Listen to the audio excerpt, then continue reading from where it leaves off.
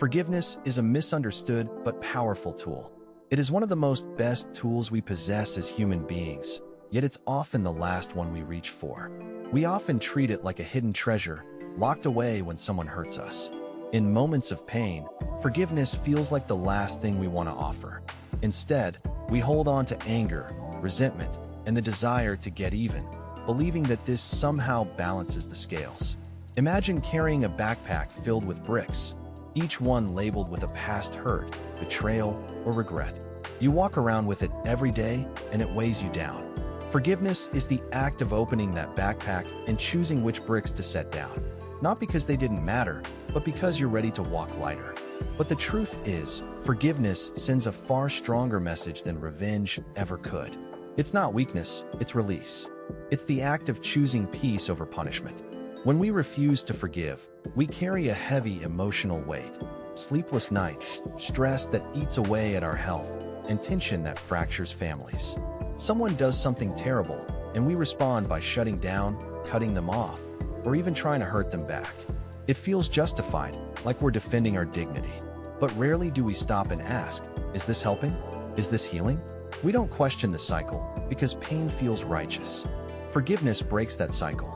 It doesn't erase what happened, but it frees us from being chained to it. It's not about letting someone off the hook. It's about letting ourselves off the hook. Let's explore the space between anger and forgiveness, and find clarity in how we navigate it. Sometimes, without meaning to, we act in ways that seem harmless to us but send the wrong signals to others. We get lazy, selfish, or simply take things lightly, brushing off small moments with friends, family, or strangers. But over time, these little lapses can build into resentment. Even couples deeply in love aren't immune. Misunderstandings pile up, and what started as a minor oversight becomes a source of tension. Take something as simple as cutting someone off on the highway. To us, it might feel like a quick maneuver, but to the other driver, it could feel like disrespect or aggression. Multiply that by the stress of daily life, and suddenly we're in the middle of road rage, a moment where people melt with anger, not because of one action, but because of everything it represents. Anger often feels justified, but clarity comes when we pause and ask, what am I really reacting to? And more importantly, is forgiveness possible here, for them, and for myself? When difficult situations arise, the first step is awareness, to pause, understand what's happening, and evaluate it clearly. Then comes the deeper reflection. What can I do about this? What happens if I don't? And ultimately, who pays the price if I choose to hold on instead of letting go? Understanding these questions can soften the harsh consequences that often follow unchecked anger or resentment. But let's be honest, when we're hurt, this kind of reflection is rarely top of mind. We react, we protect, we justify. That's why it's so important to learn this process before we're in the heat of the moment. Like brushing your teeth or showing up to exercise, forgiveness is a practice, one that can be strengthened over time. By choosing to forgive, even in small ways, we build emotional resilience and create space for peace. The psychology of holding on versus letting go. Resentment is like emotional debt. It drains our energy, clouds our clarity, and clutters the mind. When we hold on to unforgiveness, it weighs us down in ways we don't always notice. It can impair our ability to learn, distort our judgment, and affect how we interact with friends, family, and even strangers. Over time, this internal tension creates ripple effects. People may begin to keep their distance, sensing the heaviness we carry. We might turn that anger inward, becoming frustrated with ourselves. Our performance at work can suffer, and in some cases, we risk losing the job altogether. The toll isn't just emotional or social, it's physical. Chronic resentment can weaken the immune system, disrupt sleep, and open the door to unhealthy coping mechanisms like addiction or isolation. Letting go doesn't mean forgetting or excusing what happened. It means choosing freedom over friction. Forgiveness is not just a moral choice. It's a mental reset, a health strategy, and a path to peace. Self-forgiveness, the quiet revolution. More often than not, the hardest person to forgive is ourselves.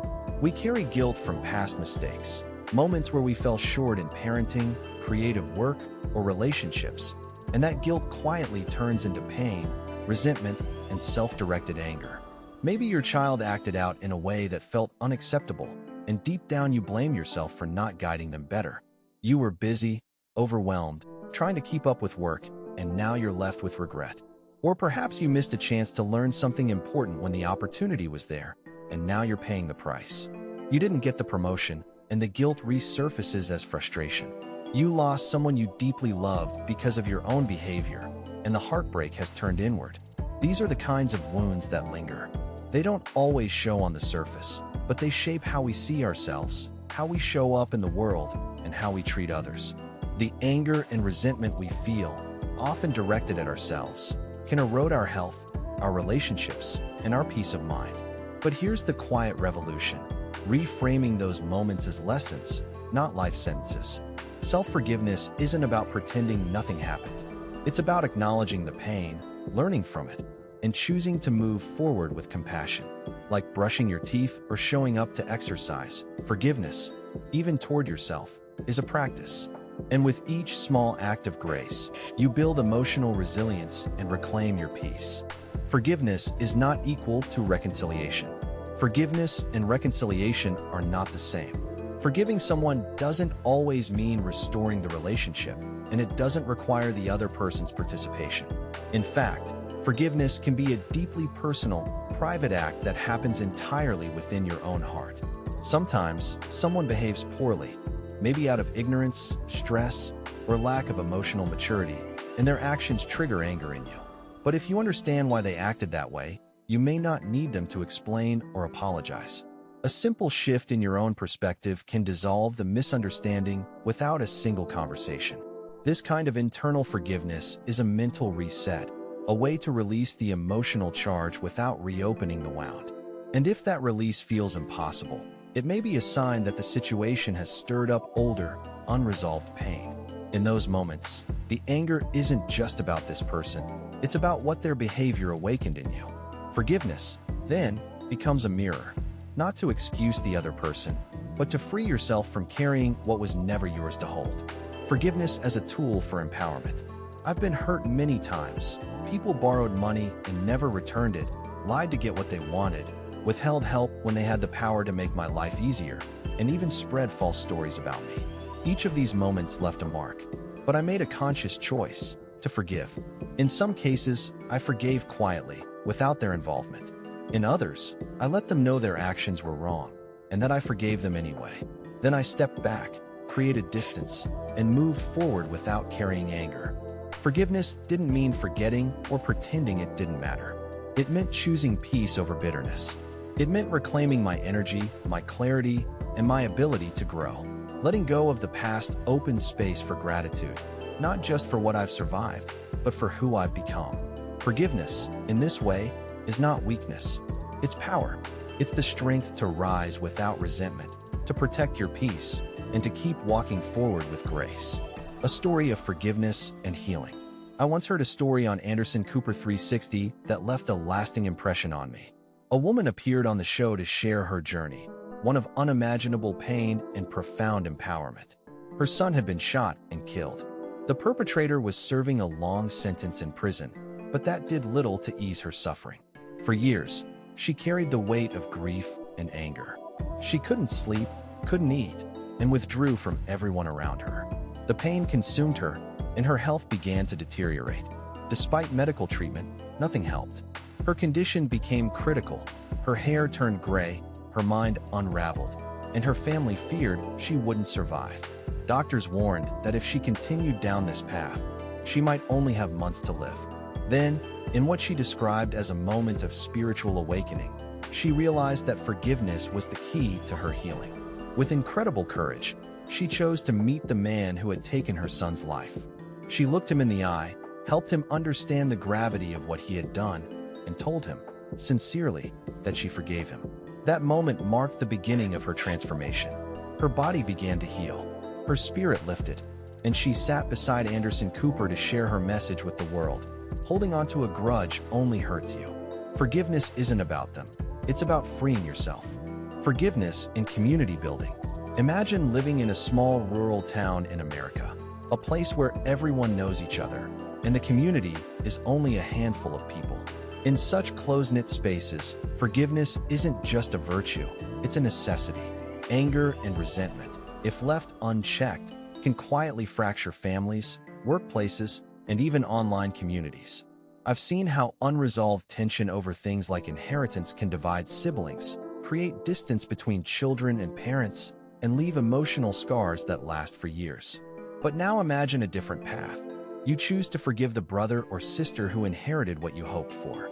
You let go of the bitterness, not because it was easy, but because it was freeing. And maybe, just maybe, your compassion opens their heart. They see your grace and respond with generosity. But even if they don't, something deeper happens. The community begins to heal. Trust is restored. Connections deepen. Opportunities emerge not just for others, but for you too. Forgiveness doesn't erase the past, but it clears the path forward. In small communities, and in every space where people gather, it's the glue that holds us together. A forgiveness ritual. I've been cut off on the highway more times than I can count. Some of those moments could have led to serious accidents if I hadn't been alert. But I never honk. I never chase. I let it go. Why? Because I've made driving mistakes too. We all have. And if not for someone else's caution, I might have caused harm myself. The forgiveness I offer in those moments is a quiet compromise, a choice to release tension instead of feed it. Think back to a time when someone's careless driving upset you. Now imagine if, instead of reacting with anger, you paused and reflected. Your day might have gone a little smoother, your mind a little lighter. This is how we shape our days, not by controlling what happens, but by choosing how we respond. Forgiveness can save the day. So next time things don't go your way, choose compassion over anger. Forgiveness over revenge. It's a small ritual, but it carries big peace. Forgiveness, the hidden key to healing and growth. When we interact with others, anger is often inevitable. People behave in ways that trigger us, sometimes because of poor upbringing, lack of education, or simply the stress of what they're going through that day. But regardless of the reason, holding on to anger hurts you more than it hurts them. That's why I choose to forgive, even for selfish reasons. Because when I forgive, I win. I sleep better. I eat well. My health improves. Forgiveness isn't just a moral act, it's a wellness strategy. Start small. Practice forgiveness with an educated understanding of the situation. When you master the small things, the big ones become easier to face. And here's something deeper. If you feel drained of energy, ask yourself, what am I holding on to? Let it go, and energy returns. If you struggle to learn or understand, ask, what am I hiding? Let it go, and clarity comes. If patience escapes you, ask, what resentment am I clinging to? Let it go, and patience will grow. Even at work, if you're stuck, not rising, not being seen, ask yourself what emotional weight you're carrying. Let it go, and watch what opens up. You get the picture. Forgiveness is that powerful. It's a cure for many of our hidden struggles. And here's the truth. You're holding the key. You just haven't realized it yet. When someone hurts us, anger feels justified. Revenge feels righteous. But what if the real strength lies in letting go? What if forgiveness isn't about them at all, but about reclaiming our own peace, clarity, and health?